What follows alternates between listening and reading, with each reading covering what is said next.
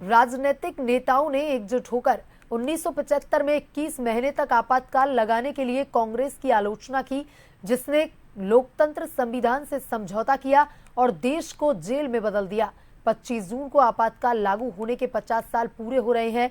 अमित शाह ने कांग्रेस पर निशाना साधते हुए कहा कि वो संविधान की रक्षा करने का दावा करती है, जबकि आपातकाल के दौरान उसने देश के लोकतांत्रिक ताने बाने को ही नष्ट कर दिया।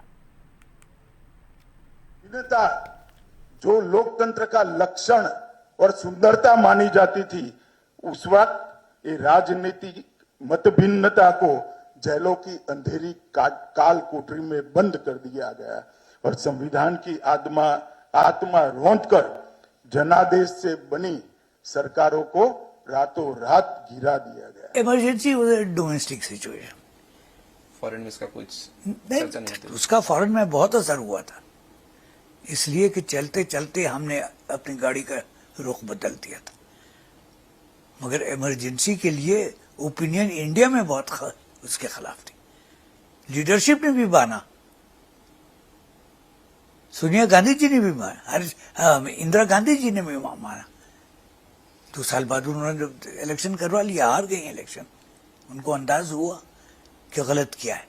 पर उस दौर में ऐसे काले दिन थे, आपके अपने अच्छे मित्र, रिश्तेदार, सगे संबंधी भी आपको मिलने से डरते थे। हर चीज के पीछे पुलिस होती थी। एक सप्ताह में हमको 1 घंटे के लिए घर के लोग मिलने आते थे जेल में, लेकिन जो लोग मिलने आते थे उनके हर परिवार के साथ जो बंदा मिलने आया, एक सीआईडी का आदमी खड़ा होता था कि हम क्या बात कर रहे हैं, क्या सुन रहे हैं। जो खाने पीने का सामान घर से आता था, उसमें भी वो चम्मच डालकर देखते थे कि इसके अंदर कोई चिट्ठी पत्री तो नहीं है। लाखों लोग जेल में थे, कई लोगों के संसार उद्ध्वस्त हुए, कई लोगों को बलिदान देना पड़ा और कई लोगों का जीवन बर्बाद हो गया।